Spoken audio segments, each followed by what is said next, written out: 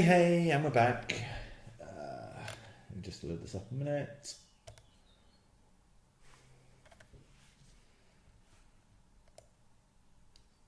Cool. So we are back with the second of our double header. You've pinched my pen, haven't you? Yeah, I thought you dropped it just a few too many times last time, so I've hidden it. There you go. I'll use a crayon, it'll be fine. No! So how's that on the audio? Is that good? Probably better than the dropping of the pen you did. Right, I'll leave it over here then.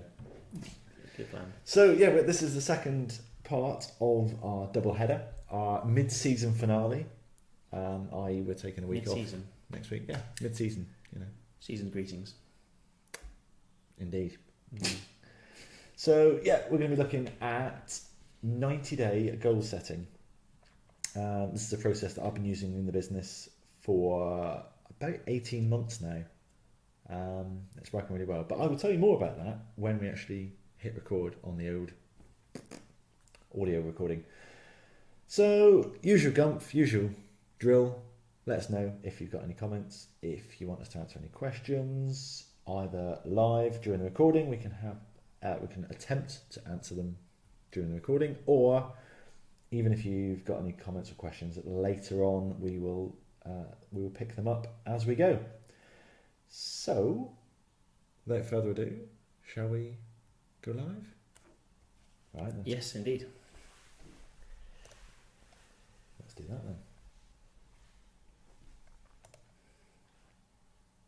Hey everybody, welcome back to episode 5 of the Big Idea Podcast. My name's John and I'm here as always with Jason. Hello. And it is our job as always to help small businesses think bigger. As always, we are filming this in front of a live Facebook audience. If you're not already in the group, then head over to Facebook and search. What do they need to be searching for, Jason? Big Idea Podcast. And that's on Facebook. On Facebook, yeah. Just search what's Big Idea Podcast, find the group, ask to join us, and we will then approve you, and you're in. Cool. And then you can watch our beautiful faces every Monday lunchtime as we record this podcast live in front of a live Facebook audience, which is scary. But no, it's worked very well. We can, if you're watching it live, you can ask us any questions you like live, and we will try not to be put off by you whilst we're actually recording this. But you can also give feedback on each episode. So if there's anything you particularly like, that you don't like about an episode, let us know. If we've got a question that we've not answered, we can answer that for you after the recording. Keep the conversation going and let us know what you want to talk about in future episodes. And finally, a little bit of housekeeping. We will also be putting up all the show notes on the website, which is bigidea.co.uk/podcast. Keeping it simple. That's right. So today's topic, we are going to be looking at goal setting. And I preferred your longer title. what was that? Change your ways in 90 days. Yeah. That's it. Okay. Well, this is it is giving away a little teaser there, but this is a slightly different take on goal setting because obviously we're releasing this podcast in the first week of January. We're actually recording it just before Christmas. But this is the optimal time of year that everyone does that annual activity and they set their New Year's resolutions. New Year's resolution. New me, new year. Yeah. What are we going to do this year? Brand new start. Let's lose some weight. Let's crack the alcohol problems. Let's spin the chocolate. Let's not do bread or potato or pasta. There's hundreds of things that people come out with, isn't there? Yeah. For their New Year's resolution. It does, and they work, don't they? They do work for the first 2-3 weeks. Maybe if you're lucky. If you've ever been to a gym in January, it's rather busy, isn't it? It's impossible to get into. And if you've been to that same gym in February, it's easier. Quite a lot easier. Yeah, it's kind of zombie apocalypse easier. It's like, oh, where's everybody gone? But I think the reason for that, well, there's a couple of reasons. But goal setting shouldn't be an annual activity. It's not something you do once a year. There's only one person I can think of that's had any success with just having a New Year's resolution, and that was Arnold Schwarzenegger. Yeah. Apparently, he just every New Year's Eve would write index cards. This year, I will become a Hollywood movie star. And literally, he would, put these index cards every year, and he would achieve his goals. I will become governor of California. Can we have more Arnie speak? No, I'm going to leave it there. Let's do the whole episode in Arnie talk. Well, maybe, I don't know. I mean, we could do it next week because I'll be back next week. There's no end, is there? Oh, there is now, yeah. But yeah, Arnie is the only person I can think of that actually achieves with any sort of regularity his New Year's resolutions. And for him, I don't think they are New Year's resolutions. I don't think they are, well, here's what I want to change about my life this year, and then I won't look at them until 364 days have gone past and I'll look at it again next year. I think for Arnie, they are goals. They are, well, actually, it's a new calendar year. Here's what I'm going to achieve that year. And I don't think he then, when he writes those index cards, I don't think they get chucked away in a drawer and then, that he doesn't pull them out until December 31st next year. I think he's referring to them all year round. I'm going to win Mr. Universe. Well, he isn't sat there on New Year's Eve going, I'm going to win Mr. Universe. And then he's sat there on the 5th of January munching on Doritos, is he? He's in the gym. So his is an annual plan, really, rather than just kind of a New Year's resolution. Yeah, I think his is a goal. He just happens to do it at New Year's. Most people go, sit there on New Year's Eve, what do I hate about my life? What do I want to change? Oh, I'm going to change that. I want to lose 20 pounds. I want to give up the booze. I want to give up the fags. I want to run a marathon. And then, let's say, it works fine for about 2 weeks. They've got this finite resource of willpower, and they go, I'm going to use willpower to help me achieve that. But what actually happens is, over the course of a year, how does Arnold Schwarzenegger win Mr. Olympia or Mr. Universe? Via his daily habits of eating well, training hard, training right. How does he achieve election to the governor of California? Well, via his habits and daily routines of networking, raising money, speaking to the right people, campaigning.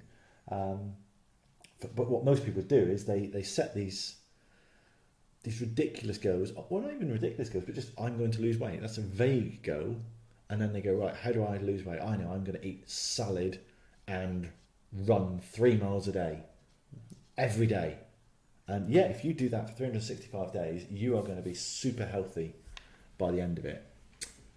But if you haven't got the desire to do that, as we talked about in a previous episode, and you're relying entirely on your willpower of, well, I kind of want to lose weight, so what I'm going to do is I'm going to go really hard in and I'm going to do this. What happens is actually you just fall back into your old routines, and instead of running 3 miles a day every day, you maybe run 2 miles twice a week, and then, well, actually maybe once a week, and then, well, maybe I'll just walk for a mile, and well, actually perhaps I'll just walk upstairs, and then, oh, I can't be arsed today. And you've gone from eating salad every day to, well, I'm sick of salad after 4 days. I'm just going to eat something that's, I'm going to eat a grilled chicken breast every day. And then that turns into a chicken curry every day. And before you know it, that turns into a takeaway on a Saturday night. And your habits and routines just fall straight back into the old routine until you get to December 31st. And then what do you do on December 31st? You celebrate the year you've just had. Or you make the same goal again. And you look forward to the year ahead. Yeah, exactly. And yeah, you make some more goals. That's it. I mean, everyone sets these goals on New Year's Eve. But I mean, having goals is really important. It truly is. As I say, given the example of Arnold Schwarzenegger, he has achieved everything that he could possibly achieve in multiple different sectors, whether that's in bodybuilding.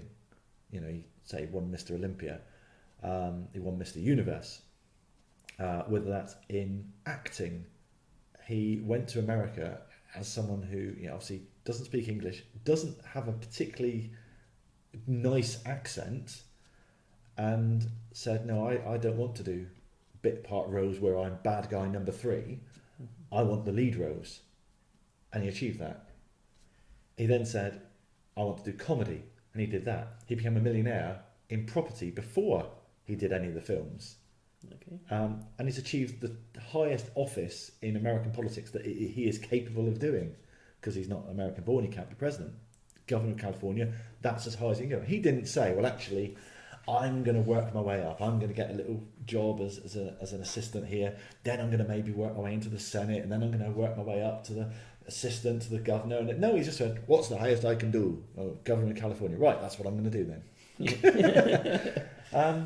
Having goals is really, really important. It is the first of my magic ingredients of success, which I don't think we've talked about for a few weeks now, but we are going to cover next week in full. So, we've kind of glossed over a few of these now, and we're going to look at that in depth next week. So having goals is definitely the very first ingredient of success. You have to have goals. But having a goal isn't enough. If Arnold said, I'm going to become Mr. Olympia, I think was probably one of his first goals.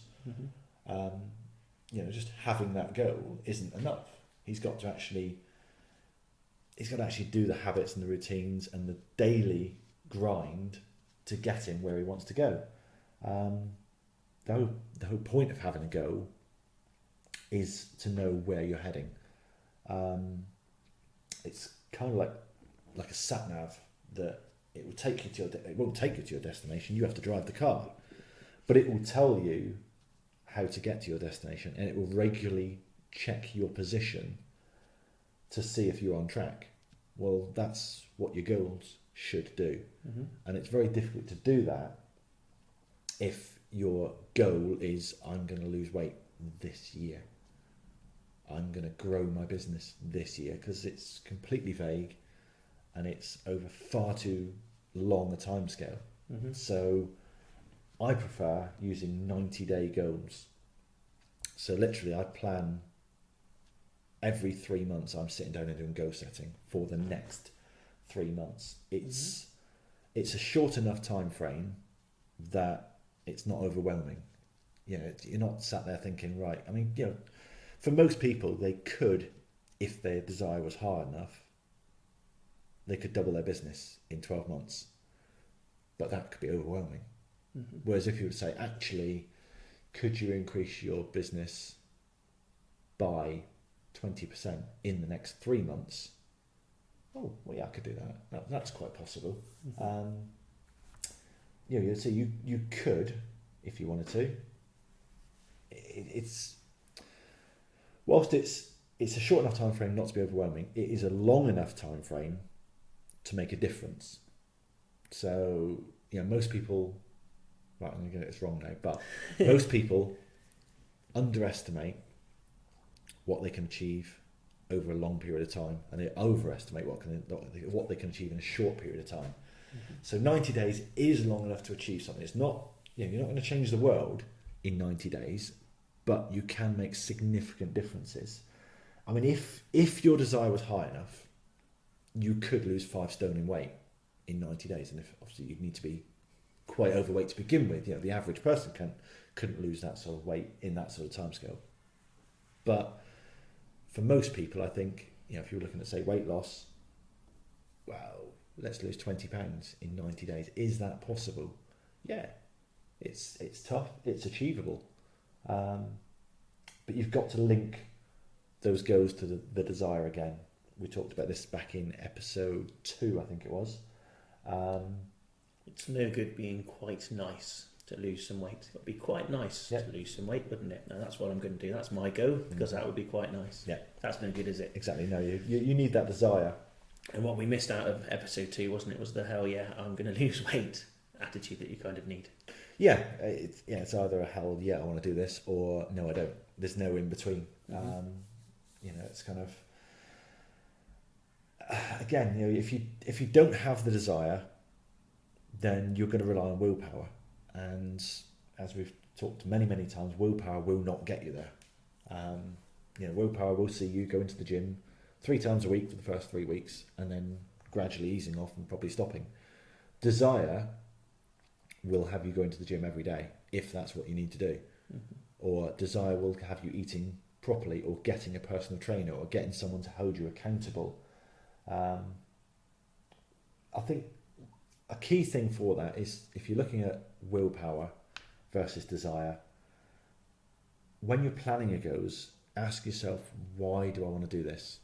Why does it matter that I want to lose weight? Is it because I want to feel better about myself? Is it that I hate the way I look? Is it that it's affecting my health and I'm aware of my mortality to spend time with my friends, my family, my children? And then that will help you find where the desire lies. And if the desire lies there. Because if you've actually got no desire to lose weight, to grow your business, other than society expects me to, well, you've not got the desire there. So you're not actually going to do what's necessary on a daily basis to achieve that goal, because I talked about with previous episodes with Alan Sugar and Richard Branson, is I was following their goals, and you've got to follow your own goals. And if you write down, right, I'm going to lose 20 pounds in 90 days because I'm going on holiday and I'm going to have photos of me with my top off, or I need to achieve X weight for an op because I'm carrying too much weight and there's too much stress on my knees, or I've been warned by the doctor that I need to lose this weight, or what is the reason that you want to actually achieve these goals? What will it actually do for me? What will it do for my family? What will it give me and my family? Now, I do still have annual goals, and I still, I partake, not in necessarily in New Year's resolutions, but I do, I've planned out 2017 already. I've got a vision board. It's all full of all the stuff that I want to achieve in 2017, but that's not where my goal setting lies. That is almost my plan for the year. It's almost like a wish list of like, this is what I want to achieve. But then that's my overarching. Again, it's relevant to the sat nav.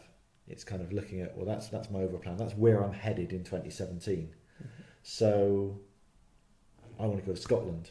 We're in Plymouth. I want to go to Scotland. That's my 2017 plan, is to go to Scotland.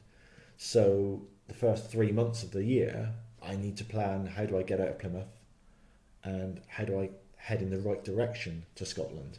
So I'm not saying, right, how do I get to Scotland in 90 days? Obviously it's possible, but I'm using a metaphor there. What I tend to do is I have the 90-day goals. They keep me moving in the right direction towards those annual goals. So I set 3 goals per 90 days. And they're pretty big goals. Nothing that I could achieve in a few days. They all require pretty big effort.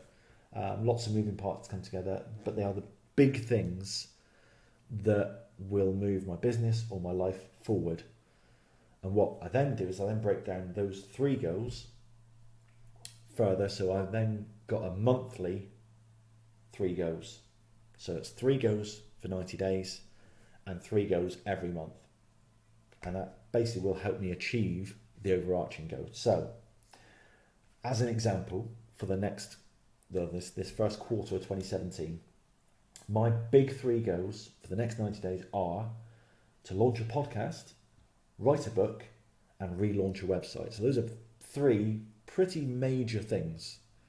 They're not the sort of things that I could achieve in a weekend or a few days just by putting in a few effort. That requires some pretty hefty work. But what I then do is I then break that down into, okay, what do I do in month 1? So that's what I'm going to do this quarter. I'm going to launch a podcast, write a book, relaunch a website. So month 1, I start recording the podcast. Now, you may have noticed you're listening to a podcast. That means, yes, I've started recording the podcasts. I've also, in month 1, got the audio transcribed from the podcasts that I'm going to use in the book. So I've started writing the book.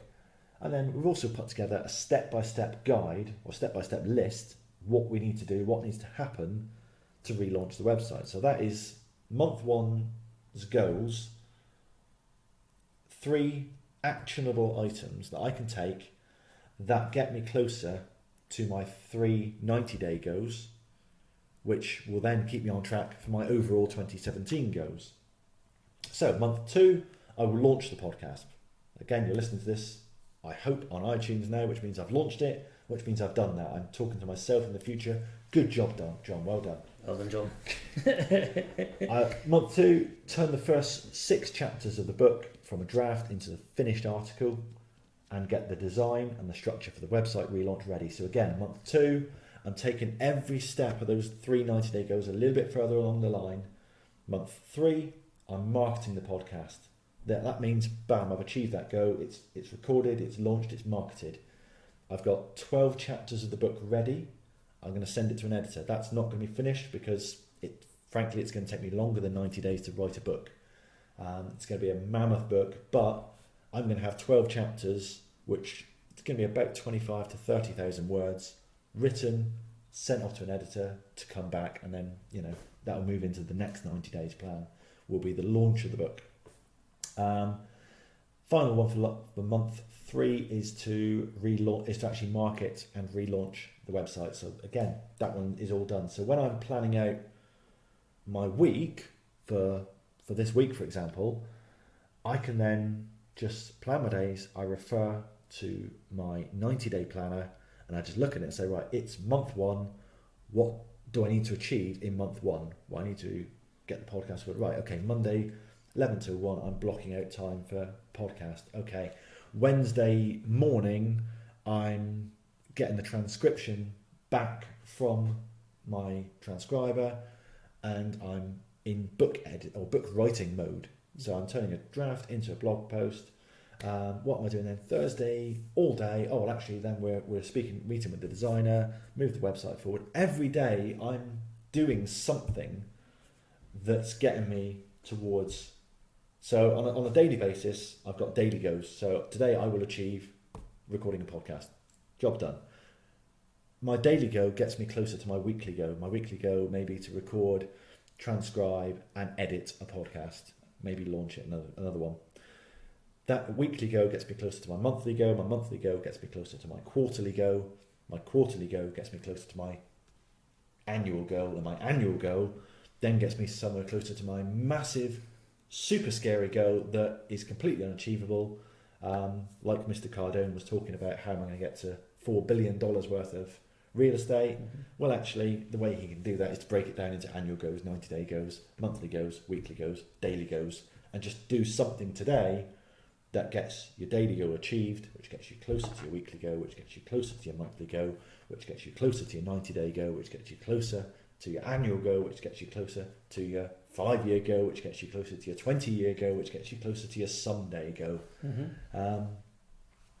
And there's many ways that you can make your goals more effective. The first one has got to be linking your desire to the goal, because, as said before, it's no good relying on willpower alone. Willpower is a finite resource. You will run out of it.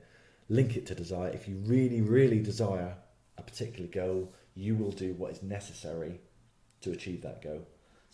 But the first thing to do is write your goals down. So, talked about Arnie earlier. He wrote his goals down, wrote them on an index card.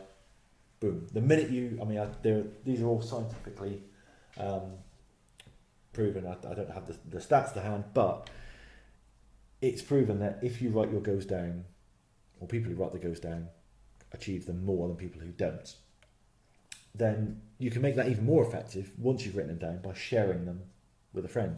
So if I say to you, Jason, I'm going to lose 20 pounds in the next 3 months, then just the fact that I've told you that makes me more likely to achieve it. Mm-hmm. Because all of a sudden you can now hold me accountable to it, and you can say, when you see me at KFC on a Saturday night, does that help you, John? Yeah, exactly. You can give me a little bit of a ribbon there. Yeah. And it just, I know that someone else is aware of my goals. Mm-hmm. The way to increase it even further then is to increase it publicly, is to share it publicly, and to actually say to everybody, announce it on social media. I'm going to achieve this goal. This is my goal for the next 90 days. And then you haven't got one person holding you accountable. Again, if you imagine you've got 500 people on your Facebook list and you say, right, my goal is to give up alcohol, then you cannot go into a bar where anyone on your Facebook list is likely to be and have a drink. Because they're going to say, oh, thought you were off the booze. Oh, yeah, well, something happened there. It's just that social accountability. And the one I like best of all is write down your goals, share them publicly with everybody, and add consequences. And this is the bit that I just think is genius.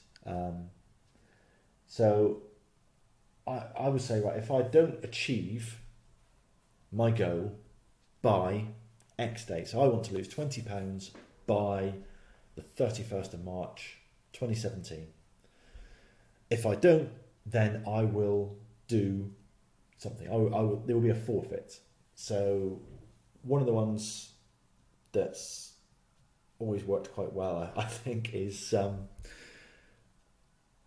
of a fine or something like that. So think of someone or something that you particularly hate. I mean, we did a business growth meeting the other week, and we were talking to some guys who said, "Oh, I really, really hate Margaret Thatcher."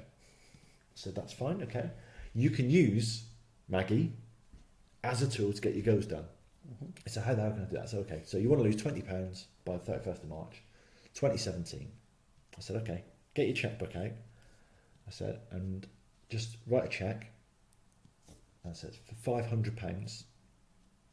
And said in the pay title, it's the Margaret Thatcher Legacy Foundation. I said, I will take that check off you. I said, and we'll weigh you on the 31st of March. And if you weigh this or below, we rip that check up. And if you weigh that or above, I'm mailing the check. In your funding Margaret Thatcher's legacy. Very good. What it comes down to is basically fear of loss far outweighs the desire to actually gain things. So weight loss is a very popular one as well. So there's an example I've heard of people who they all put in like £100. So it's a group of like 8 friends. They all put in £100, and they said, right, whoever loses the most body fat or body fat percentage, because it wasn't just pure weight, because obviously the largest person could just lose that easily, but it was whoever lost the biggest body weight percentage won the pot. And they all achieved fantastic results, but it wasn't that they wanted to win the £800. It was that they didn't want to lose their £100. And I think that's where a lot of like slimming clubs work is that actually I don't want to be shown up in front of my friends. There are consequences to not achieving your goals. So there is a website, I think it's called stick.com, STICKK, so 2Ks.com, whereby you can literally let them hold on to your money, and there's a referee there whereby you say, like, I want to achieve this goal. I want to increase my turnover by £83,000 a year pro rata by the middle of July, or by the end of July, which is my year end. And if I don't achieve that, I want you to take £1,000 out of my account and send it to the football team that I hate. Or it's got to hurt. That's the key thing, I think, is you put consequences in there that really hurt, then you will be motivated enough by the desire for the goal, but also the desire not to lose your money and not for someone you hate to actually achieve it. Or it doesn't have, if you've got very little money, it doesn't have to be a monetary thing. So again, it could be, well, actually I need to lose weight, so I'm going to lose 7 centimetres off my waist by the end of February. And if I don't achieve that, then I will post a picture of me in a mankini on Facebook for everyone to see. Just literally put a forfeit in there, put consequences, but it's got to hurt. And I think, if you can just remember that fear of loss far, far outweighs the desire to gain. So smart goals, we've all heard smart goals, haven't we? We have. Yes, we don't like smart goals. Well, I don't. So smart goals are specific, measurable, achievable. Yep. Realistic? No, it's not realistic because that's the same as achievable. Yeah. Relevant. We don't like relevant and time based. So I was a civil servant. I hate acronyms for that exact reason that I'm now sat here going, what does the R stand for? Is it realistic? Oh no, it's reasonable. No. So I attack smart and I go for empty, which is measured in time.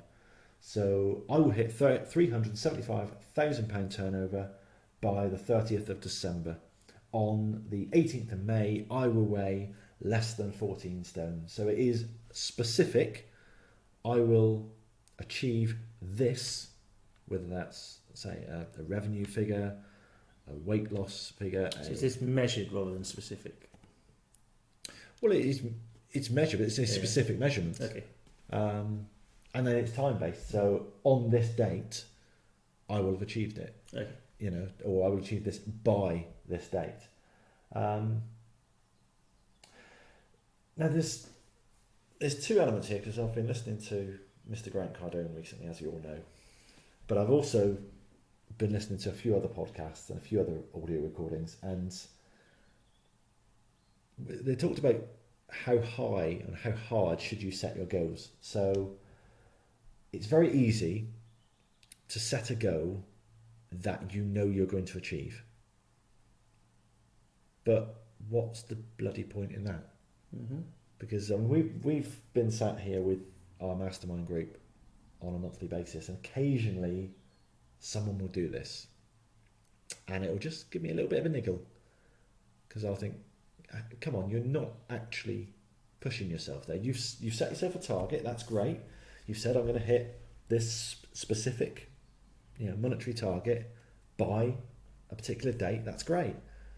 But let's look at your sales figures. You're going to hit that easily. You're going to hit that with 6 weeks to spare. So why bother setting yourself that target? Actually, let's push you. So what needs to happen in order for that target to double? And your initial reaction to that is going to be, I can't do that. That's far too tough. But actually, no. Let's just get your brain thinking. We met up with a guy last week, didn't we?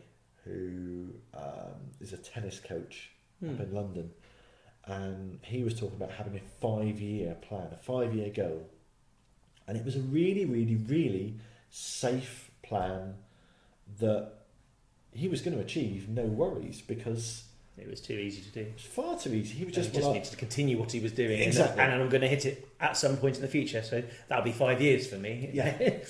It was literally his goal was to achieve something in 5 years that he was going to achieve in 5 years just by carrying on doing exactly what he was doing now. So I kind of questioned him and said, okay, what would need to happen for you to achieve that 5-year goal in 12 months?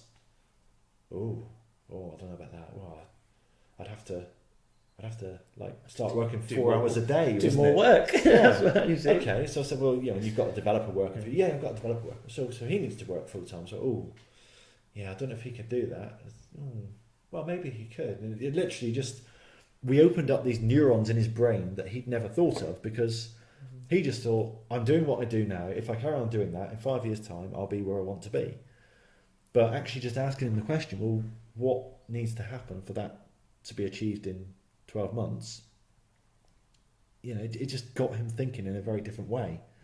And my next question from there is, okay, if you can achieve it in 12 months, what's stopping you doing that in 6 months? And back to the 90-day planning, what needs to happen in the next 90 days to get you on track for to achieve that in 12 months or to achieve that in 6 months. But then there's the flip side of that. So I'm interested to hear your thoughts on this, Jace. What you reckon, because I know you've listened to quite a lot of Mr. Cardone recently. Should you set goals? I know his take on this, but I'm not sure on it. Should you set goals that you don't know how you could achieve them? You don't know how to achieve them. Yeah, so Grant Cardone's example was, I want $4 billion worth of real estate. Mm-hmm. So he's got half a billion now. He's got $500 million worth of real estate. Yep.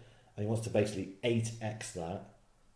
He didn't mention the timescale, but he doesn't know how to do that. And he's openly said, I don't know how to do that. When he first started out, his goal was to own 2,000 apartments. Mm-hmm. And no, 20 apartments, wasn't it? Yeah, 20. And he didn't know how he was going to achieve that. He did achieve it, and he said he's had a lot of success by setting these crazy goals that he doesn't know how he's going to get there, but hey, shoot for the moon and you might just hit the stars, or vice versa, shoot for the stars, you might hit the moon. Yeah. Well, to be fair, I mean, you do. If you don't know how you're going to get there, then that empowers you to kind of do some knowledge digging. You need to kind of learn. You need to learn from those that are doing it. You need to learn from books. You need to learn from going off to conferences. You need to go and learn from listening to good speakers. And I know you do an awful lot of travelling around and listening to people talking that you kind of want to aspire to or want to learn from. So you do have to invest in yourself, really, in order to get the knowledge you need to be able to hit those goals which you create. Do you want to create a goal that you're never going to achieve? You know, do I want to fly to Pluto or something like that? You know, there's a goal, I want to travel space. Well, let's make it Pluto. It's the furthest one away that we can kind of find. Would I do that necessarily as a goal? I'm not sure. Possible. I mean, 5 years ago, 10 years ago, if someone had said, well, actually, we're going to set a goal that we're going to colonise Mars, that is as ridiculous as we're going to fly to Pluto. And yet now, Elon Musk is out there planning it. That's his goal. Yeah. I mean, you can have a go. I think, one that's within reach in terms of you're able to do that. You've got control of being able to do that. I don't think you can control whether you're going to fly to Pluto, or perhaps, we're not in a position where we could go and live on Mars, say, for example. But it's having a go which, for you, is beyond your reach, but is within reach, if that makes sense. That's I think where I'm struggling with it is, that borderline between I want to really stretch myself and, well, that's just completely unrealistic. I'm never going to achieve that. And just overwhelming that, if we were to sit here and say, okay, let's look at so we're doing some stuff with property now. If we were to sit here and say, right, we're going to achieve 10 million quid worth of property in 20 years. No problem. Yeah, we could do that. I've got a plan. I know what I need to do. It's back to the tennis coach again. We just keep on doing what we're doing for 20 years. We will achieve that. Yeah. How about 100 million? Ooh, wow. Yeah, you're in the realms of impossibility there, then, aren't you? What about 500 million? Oh, right. Well, instantly, hands up. That's impossible. Mine gets shut off then, because to me that is completely unrealistic. And I think it's almost getting that balance right. I think perhaps if Grant Cardone had, when he first started out, had the $4 billion goal, he probably wouldn't have got the 20 apartments. No. Because he would say, well, how the hell am I going to get to 4 billion? 20 apartments isn't going to get me to 4 billion. But that's him stretching though, isn't it? So like you said, you've got your 2017 plan, then you've got your 5-year plan, you've got your 20-year plan. Well, somewhere along the way that you'll hit your £10 million of property, you'll hit £100 million of property, you'll probably hit £500,000 worth of property. But that go just kind of moves on as you're kind of getting and reaching your milestones. Yeah. Oh, it does, definitely. I mean, I look at the goals that we've set sort of 10 years ago, and they're ridiculously small now. But that's because we've grown. So as you grow, your goals get bigger, your goals get more ambitious. But would you start off now saying, I'm going to have £1 billion worth of property? That's what, from where we are now? Yeah, that's kind of what you're saying now, really. Yeah, no, I think. And you go, that's actually not realistic. I think that's pie in the sky. Yeah. I mean, I think we, after listening to Grant Cardone, we expanded our goals quite heavily. And I think, 10 million all of a sudden, which 6 weeks ago, £10 million worth of property just in one area of the business seemed pie in the sky. But actually where we are now seemed pie in the sky 10 years ago. And yet here we are, living it. So we talked last week about compounding. And actually, if you do sit there with your compound interest calculator and you keep going through the numbers, these numbers are achievable. Mm-hmm. But I think if you then sit there and say, well, actually, let's compound that and work backwards and say, well, let's put the $1 billion worth of property in at the end. Yeah. Oh, actually, we need to compound that at about 500% per year in order to get from where we are now to there. So how the hell can we do that? Mm-hmm. You know, growing at 10 to 20% per year. Yeah, no worries, absolutely fab, we can do that. But growing at 500% every year for 20 years, yeah, that's tough. But it is achievable, because actually we could, if our lives depended on it, mm-hmm. we could do that this year. Mm-hmm. And if we do it this year, there's no reason why we can't do it next year. And yeah. it's just going on from there, really. I think it is asking yourself, or you're asking your brain those questions that just are ridiculous questions. So, how can I achieve my 5-year plan in 1 year? And don't just instantly discard it and say, no, can't do that. Just literally, come on, brain, humour me here. If I were to do this in 1 year, what would it look like? What would I need to do? How would I do that? If I only had 2 hours a week to work in the business, so at the moment I only work 20 hours a week in the business, 20 to 25, but if I only had 2 hours a week, what would I do in those 2 hours? Because I have not got time for anything then. I've literally got 2 hours. Am I going to check emails? Not even once. Am I going to be on Facebook? Not even once. Mm-hmm. What am I going to do in 2 hours that is the most impactful thing I can do? Who do I know who's done this? That's it's Grant Cardone's thing now, isn't it? It's well, someone's earned $4 billion worth of real estate. Let's find out who they are. Let's see how they did it. The thing I've found, we've been doing this 90-day planning for about 18 months now. I've kept all of my 90-day planners. And it's amazing just to look back over the last sort of 6 or 7 quarters and see, well, actually, Christ, the stuff we've actually achieved. And it is all just broken down into little 90-day chunks.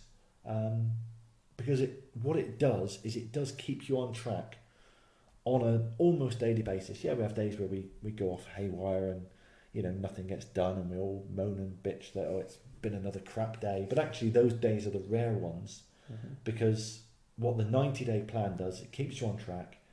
It actually changes your habits and your routines, and it's what you habitually do on a daily basis determines the quality of your life. It's not a case of, well, I'm going to join the gym in the first week of January and that's going to make me healthy. It's actually going to the gym twice a week for the whole year will make you healthy. There's a comment, and I love this one, I came across it last year, and I'll try my best to get the right way around again. It's relating to kind of overeating at Christmas and the overindulging that we all do. And it said that what you eat between Christmas and New Year is nowhere near as important as what you eat between New Year and Christmas. I thought that's just absolutely, it's so insightful. It just sums up everything. What you do for 1 week doesn't matter. It's what you do every week that matters. And the more you can link your goals to a 90-day time frame, keep them on track, and just habitually, get these conditioned habits in place that will get you towards your goal.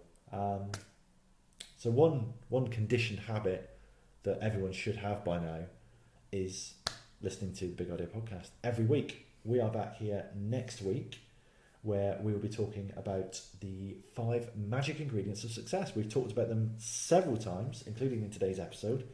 But for the first time next week, we're actually going to tell you what they all are.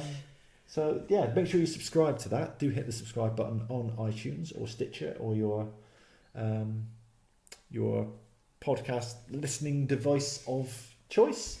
And speaking of choice, Jason's got another tool of the week for you. So Jason, what is your tool this week? Well, last week we had Trello, and I think from what you've been saying with all the goals and things like that, Trello is a fantastic idea. You can set yourself up a board, and here each board has got a notebook, and each of your notebooks then are your 90-day goals, your weekly goals, monthly goals, daily goals, and you can set them all up in there, and they can be archived, and you can look after them, and they'll be there for you to check off as you complete them. So that's a good thing. So that's back to Trello. This week, one other tool which we use in our business is Capsule CRM. It's a custom relationship manager, so it's fairly good. It's good. Replaces your contacts book, if you like. You can email straight into it, so every time you get an order via your email, you can email Capsule. It will record that for you. It will save the data. You can look back and find what everybody's bought. You can keep it with a sales pipeline for bringing people into your business. So for the kind of newbies and the uninitiated, Yep. What's a CRM? Okay, so it basically keeps track of all your conversations with everybody that you do within your business. That could be suppliers, so that's one area of your business that you might want to keep a relationship with, because they're supplying you, and also your customers, and perhaps anybody else that you might use as well. So your advertisers or anything like that you might have within your business as well. So it keeps all of the information from them, from obviously all their contact details, email and phone numbers and all of those sort of things. It also remembers when you've contacted them, because you can leave a little note in there what you've contacted them about. You can also, as I say, email in. So if you've had an email from a customer or client or a supplier, you can send that to Capsule. It'll record it against their record on there, so you can look them up and find out what conversation you've been having with them. It's pretty nifty. It's not a free one. It's £8 per user. So if you're a single person, then it's just £8 for your month. If you've got more people in the business and everybody can have access, again across all the platforms, it's just £8 per user per month. Idea. So what sort of, how can a small business owner use a CRM system to make more money? Good question, John. That's very good. Well, to be fair, it's about knowing who you're working with. It's about knowing what you've been kind of saying to them. It's about being able to use the contacts that you have to be able to go back to those. You know what they've been buying. You know how they've been using it, and you can sell more. Okay, so you could use it, say, as a sales follow-up tool. So someone buys a particular product, you could set a note within the CRM to give them a phone call 7 days later. Hi, did you like the product? Yeah, absolutely. You've got a monthly product. You can then set a reminder in there to call them or email them or however you deal with your customers. To say, actually, you must have used all of that up by now. Would you like some more, or how did you get on with it? And so you can, it's just keeping track of what's happening. I say using the notepad kind of feature, you can see what you've done with them, but you can also set yourself tasks, and all of that sort of side of it is built into it as well. You have a nice little calendar which shows you what you need to be doing for the day if you're using it like that. Cool. Have you got iPhone app? Yeah, it's on all platforms. Okay. I only really like things that's on all platforms because it's always accessible there. Well, it's particularly if you've got multiple users, you want everyone to be able to pick it up. And I'm an iPhone, you're an Android, so we need to be able to both work with the same framework, really, don't we? Yeah. Ideal. So Capsule looks after all of our customers through 2 or 3 of our businesses, and all the customer stuff goes through that. So when they email in, it goes up on there. So if one customer service person is dealing with it one day, somebody else can pick it up the next day. They can see what's been replied to. They can see how we've been dealing with them. We can see what products they're using, what they're likely to want to use in the future. We can also then schedule follow-up calls and things like that as well with them. So from our point of view, we use it heavily, and it's what kind of keeps our customers happy. And also we know where they can go as well. Seeking opportunities for upselling and that kind of thing, which is what we use it for. I mean, you know what I'm like with acronyms. So CRM, the R in that is relationship, isn't it? Yeah. And that's what it is designed to do, is actually improve your relationship with your customers. Mm-hmm. So, anything you can do to, further that in terms of actually, logging past dialogues with each customer and actually knowing, they like this particular product, or I've spoken to them, they have an issue here, we need to be a little bit delicate about talking to them, or even literally just opportunities to wow them. If you speak to a customer and they share a little bit of information about their personal life, you can actually log it within the CRM system. Oh, actually, they're an Aston Villa fan. I must commiserate them on their performances this last couple of years. Or, they've been in hospital recently, or, they've got a birthday coming up, or, it's their birthday of their first grandchild. You can log that stuff into the CRM, and then next time you speak to them, how's the grandchild coming along? You haven't bought an Aston Villa kit, have you? Something like that. That's probably why your wife's in hospital. you can use this stuff to actually cement that relationship Mhm. and actually put yourself above your competitors in your customers' eyes in terms of the relationship and the power that you've got to build that relationship with them. And yeah, £8 a month, that's, for most people, that's one sale, isn't it? Yeah. If they can actually secure one extra sale, one extra upsell, it's worth doing.